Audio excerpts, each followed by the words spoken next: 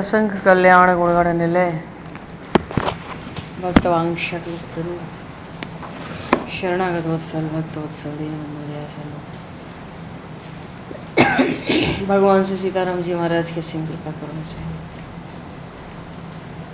श्रीमान जी महाराज की परम पावन भावमयी स्मृति महापुरुषों की भावमयी उपस्थिति एवं आप सभी श्रद्धालु भक्त वैष्णव स्मृति मानव जीवन का सर्वोत्कृष्ट फल भगवत गुणगान भगवत स्मरण का लाभ हम सभी भगवान श्री कृष्ण चैतन्य महाप्रभु के लीला चरित्र के माध्यम से प्राप्त करने जा रहे हैं। सर्वप्रथम आप सभी भक्तजनों को श्री शरणों में भगवत भाव से सादर वंदन सादर नमन। आप सभी को यथा योग्य जय सिया राम जय जय शारू हरि शरण निताई गौर हरि बोल।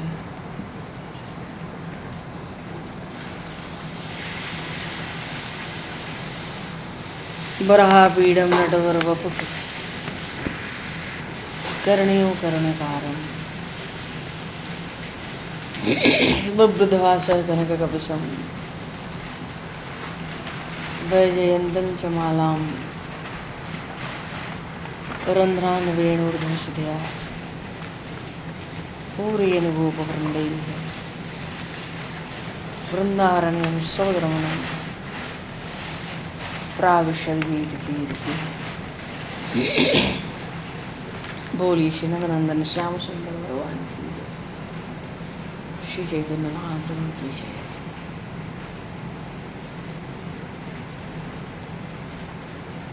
पूर्व प्रसंग में श्री चैतन्य महाप्रभु का अदृश्य होना मानो लीला संवरण और श्री विष्णुप्रिया देवी जी की तपश्चर्या। महाप्रभु जी ने अंतिम समय में श्री जगन्नाथ प्रभु के सन्मुख हाथ जोड़े और गदगद कंठ से प्रार्थना करी, हे दीनवत्सल प्रभु, हे दयामय प्रभु, हे जगतपता, हे जगन्नाथ देव प्रभु। सतयुग त्रेता द्वापर और कलयुग इन चारों युगों में कलयुग का एकमात्र धर्म श्री कृष्ण कीर्तन ही है।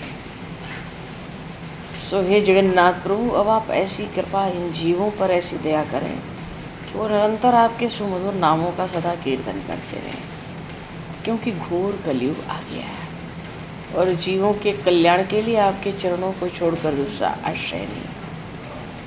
तो जो अनाश्रित जीव हैं, हे प्रभु कृपा करके अपने चरण कमलों का आश्रय उन जीवों को आप प्रदान करें। तभी श्रीमद् भागवत में कहते हैं, नाम संकीर्तनम यस्य सर्व पाप प्रणाशनम प्रणामो दुख शमनस्तम नमामि हरिम परम। जिन भगवान का मधुर मधुर संकीर्तन सब पापों को नाश करने वाला है, जिन भगवान को प्रणाम करने से समस्त दुखों का नाश होने वाला है, ऐसे प्रभु को श्री शरणों में बारंबार प्रणाम, कोटि कोटि प्रणाम। और महाप्रभु जी ने इस तरह अपना लीला संवरण किया अवतार काल में। और उधर श्रीमती ठाकुरानी श्री विष्णु प्रिया देवी पहले तो उनकी सेवा में ईशान थे, अद्वैताचार्य जी महाराज के शिष्य, प्रिय शिष्य। पीछे वंशीवदन जिनको महाप्रभु जी ने, वो ब्राह्मण जिनको जगन्नाथपुरी से भेजा था माता और विष्णु प्रिया जी की सेवा में। पीछे ईशान का शरीर पूरा हुआ, यहाँ तक कि जब वंशीवदन का शरीर पूरा हुआ तो श्री विष्णु प्रिया जी ने सेवा का भार तो वृद्ध जो दामोदर पंडित थे उन पर आया, पर घर से निकलना बिल्कुल बंद। रात्रि में जाती, पालकी में जाती, गंगा स्नान के निमित्त जाती थी पहले, अब तो गंगा स्नान के लिए जल ही घर पर आ जाता है महाराज। पर पुरुष से तो जीवन भर कभी बात ही नहीं की। और 16 नाम मंत्रों वाला जो महामंत्र है, हरे राम राम राम। हरे कृष्ण कृष्ण कृष्ण हरे हरे। इसी 16 नाम वाले महामंत्र का मंत्र को एक एक चावल के दाने पर जपती और एक ओर से चावल उठा के दूसरी ओर खाली पात्र में रखती और 3 पहर तक यही करती रहती। तीसरे पहर में फिर उस चावल बनता, न नमक होता, न मीठा होता, न दाल होती, न साग होता। वही चावल भोग लगा के प्रसाद रूप से पाती। शेष प्रसाद भक्तों में बढ़ जाता। कांचना इनकी सेविका थी।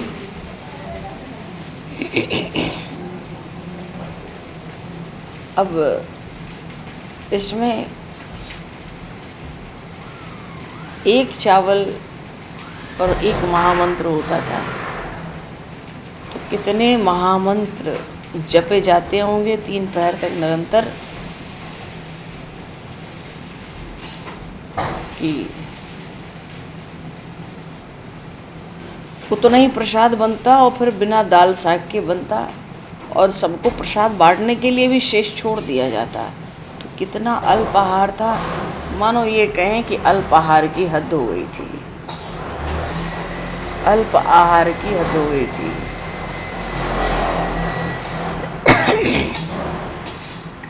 और शची माता का शरीर पूरा हुआ, अंतर्ध्यान हो गई, तो श्री विष्णु प्रिया देवी भक्तों के द्वारा अपने घर के किवाड़ बंद करा लेती थी और द्वार खुलवाने और न खुलवाने का अधिकार उन्होंने स्वयं ही अपने अधीन रखा था। उनकी आज्ञा के बिना कोई उनका दर्शन नहीं कर सकता था। अत्यंत कठोर व्रत धारण कर रखा था। नित्य कर्म प्रातःकाल नित्य कर्म से निवृत्त हो जाए तो हरिनाम का जप किया करती थी और जप करने के निमित्त ही कुछ चावल सन्मुख रख लेती। प्रत्येक चावल पर महामंत्र का जप होता, दूसरे मिट्टी के पात्र में डालती जाती, तीसरे पहर तक जप होता और वो भी वस्त्र से मुख को बांधकर चावल को पकाती थी, बिना नमक बिना दाल साग का भोग लगता। थोड़ा सा लेकर सबको प्रसाद बंटवा देती कांचना से। तो ऐसी श्री गौरांग महाप्रभु की अर्धांगिनी सचमुच आपका ये कठोर तप तपस्वियों के लिए भी प्रणम्य है। और इन्हीं माता विष्णु प्रिया जी से ही गौर भक्तों ने तप और व्रत का कठोर नियम सीखा।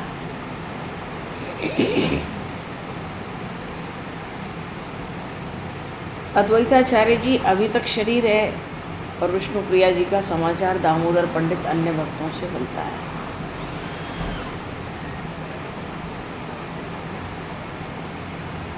उधर श्री नित्यानंद प्रभु ने भी शरीर छोड़ दिया था, धाम प्रयाण किया था और ऐसा तपमय जीवन था। अवधूत श्री नित्यानंद जी की जो गृहिणी थी जाह्नवी जी, उनका भी चरित्र इतना विलक्षण है। उनका तप, उनका व्रत, उनके इतने कठोर नियम। जब उन्होंने श्री विष्णु प्रिया जी के कठोर तप की बातें सुनी तो विष्णु प्रिया जी के दर्शनों की जो उनकी इच्छा प्रबल हो गई और दोनों शांतिपुर से अद्वैताचार्य जी के घर आए। वहाँ उनकी अद्वैताचार्य जी की गृहिणी श्री सीता देवी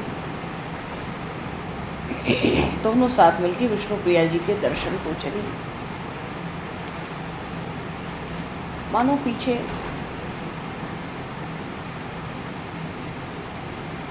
सबका मिलन हुआ।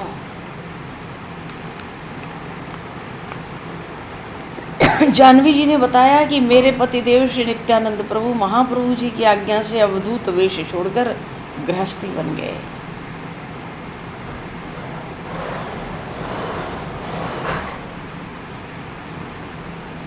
और मुझसे मेरे पतिदेव अंतिम समय में कह गए, शरीर को कष्ट देना ठीक नहीं, बहुत कठोरता काम की नहीं होती। मानो इन सीता देवी से विष्णु प्रिया जी और जाह्नवी जी का मिलन हुआ और पीछे ये हुआ कि विष्णु प्रिया जी का तप योग दिनों दिन बढ़ता रहा।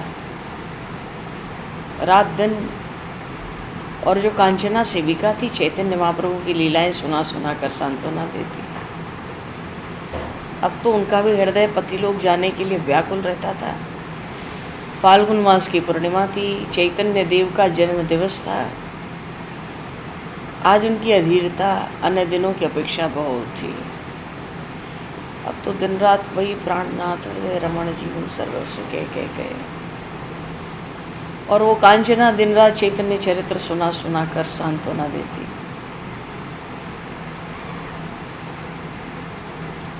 मंदिर के दर्शन किए। जो मंदिर स्थापित थी, पुजारी को बुलवा के, जो भाई के पुत्र थे पुजारी उस समय, आज चैतन्य महाप्रभु की उस काष्ठ की मूर्ति के दर्शन के लिए चली।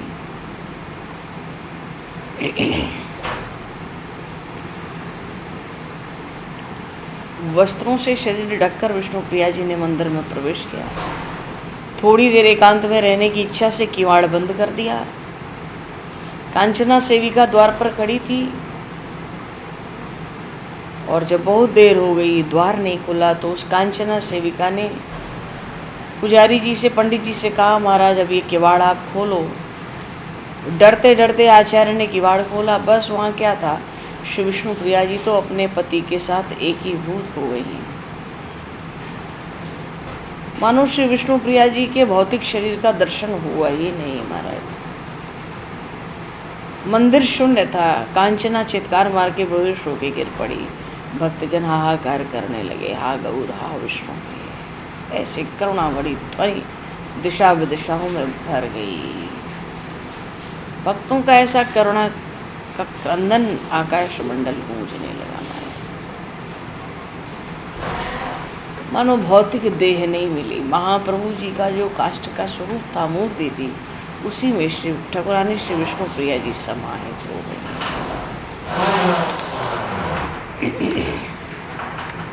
महाप्रभु जी ने 6 गोस्वामियों को पहले ही वृंदावन भेज रखा था। श्री रूप गोस्वामी जी, जिनके आराध्य देव ठाकुर श्री गोविंद, राधा गोविंद देव जी महाराज, जो आज जयपुर में विराज रहे हैं। श्री सनातन गोस्वामी जी, जिनके आराध्य देव श्री मदन मोहन जी महाराज, जो आज करौली राजस्थान में विराज रहे। श्री जीव गोस्वामी जी, श्री रघुनाथ दास गोस्वामी जी, श्री गोपाल भट्ट जी, जिनके आराध्य देव श्री राधा रमण लाल जी, वो भी श्री राम वृंदावन में विराज रहे। तो श्री रघुनाथ भट्ट, श्री गोपाल भट्ट, श्री रघुनाथ दास, जीव गोस्वामी, श्री सनातन जी और श्री रूप गोस्वामी जी, 6 गोस्वामी वृंदावन में आकर, उधर नरोत्तम दास भी, ठाकुर नरोत्तम दास लोकनाथ जी के शिष्य हैं। लोकनाथम प्रियम धीरम लोकातीतम च प्रेमदम, श्री नरोत्तम नामाख्यम च रक्तम नामाम्यम। श्री लोकनाथ गोस्वामी के परम प्रिय शिष्य, क्यों किसी दूसरे को शिष्य बनाया ही नहीं, ये तो राजकुमार थे। करोड़ों की संपत्ति उस समय थी, इकलौते पुत्र थे। श्री लोकनाथ गोस्वामी जी ने वृंदावन धाम में आके एकमात्र श्री नरोत्तम ठाकुर नरोत्तम दास जी को ही अपना शिष्य बनाया। और नरोत्तम दास जी के कर्म ऐसे थे लोकातीत, सब राजपाट छोड़कर विरक्त बनकर लोगों को प्रेम दान देते रहे। महाप्रभु जी पहले ही इनको प्रेम दान देकर गए थे इनके लिए। पीछे ये भी वृंदावन धाम इनका भी आगमन हुआ। एक बार इनके गुरुदेव श्री लोकनाथ गोस्वामी जी ने श्री नरोत्तम दास जी से कहा कि नरोत्तम, शौच के लिए ब्रज की रज का उपयोग करना पड़ता है, सो सर्वथा अनुचित मालूम पड़ता है। अच्छा, इनकी गुरु भक्ति इतनी प्रबल थी और श्री लोकनाथ गोस्वामी जी को गुरु बनाने का हठ इतना पक्का था, हर तरह की सेवा गुरुदेव की करते थे, हर तरह से सेवा करते थे। किसी तरह बहुत प्रसन्न हुए श्री लोकनाथ गोस्वामी जी और उन्होंने नरोत्तम ठाकुर को अपना शिष्य स्वीकार कर लिया। महाराज एक दिन श्री लोकनाथ स्वामी जी ने, ये लोकनाथ स्वामी वही हैं जो महाप्रभु जी के बड़े भाई विश्वरूप जी के साथ संन्यास के समय चले गए थे नवद्वीप से। पीछे महाप्रभु जी की आज्ञा से इन्होंने भी वृंदावन वास किया। और पीछे जब नरोत्तम ठाकुर आए, उनको शिष्यता प्रदान की, तो साथ में ही रहते थे गिरिराज जी की तलहटी के पास। तो एक दिन नरोत्तम ठाकुर से लोकनाथ गोस्वामी जी ने कहा, नरोत्तम, शौच के लिए ब्रजरज का उपयोग करना पड़ता है, सो बड़ा दुष्कर मालूम पड़ता है।